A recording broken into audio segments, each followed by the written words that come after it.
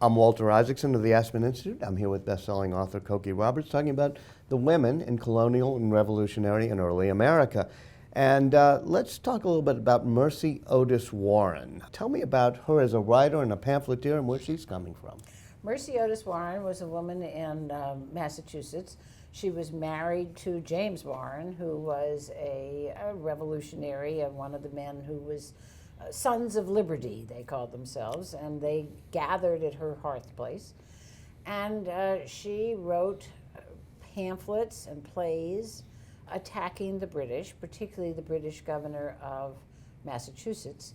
And the men all asked her to keep doing it. They felt that what she wrote was very influential in terms of moving the Americans toward revolution. How was she educated? She was educated with her brothers by their parents. And Tutored at home? Tutored at home, and but everybody in the family was.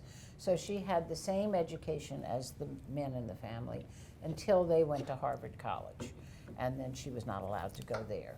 But she was highly educated and could read, Greek and Latin and all of that. I mean, she was classically educated. Therefore, her plays were kind of classical plays.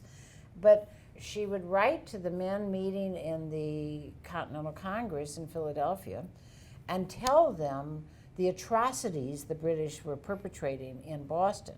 And that had the effect of making the men who were from other parts of the country, from Georgia and from South Carolina, understand how bad it was in Boston, because she was very explicit in her descriptions. And it brought them together in the cause. And then they would write to her, John Adams and John Hancock would write to her and say, more.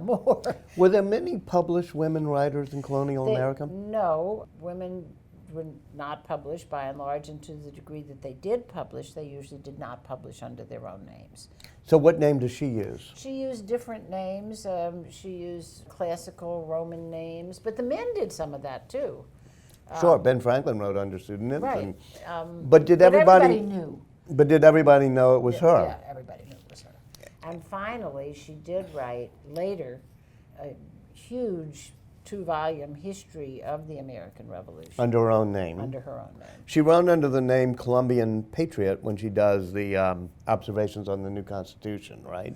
Which she didn't like at She first. was anti the new Constitution of the United States because it centralized power. It was too much federal government from her perspective. She called herself an old Republican. And so she was an anti-federalist. And let's remember that the men were also writing pamphlets, also under a pseudonym. Which we call the Federalist Papers. Called the Federalist Papers, which is Madison and Jay and others. And she's writing pamphlets opposing them. Right. And that was hard because she had always been on their team. And she didn't like not being on their team. And they knew it was her under the totally name knew Columbian it. Patriot. Everybody knew who everybody was. Mm-hmm. Maybe the man in the street didn't know, but all the people who knew each other knew. And they did all know each other. These were not strangers to each other. Now, part of it was that she didn't want to be a stranger. She wanted to be accepted and admired by these men. And so she would write to them and ask them to endorse her writings, particularly when she wrote her history.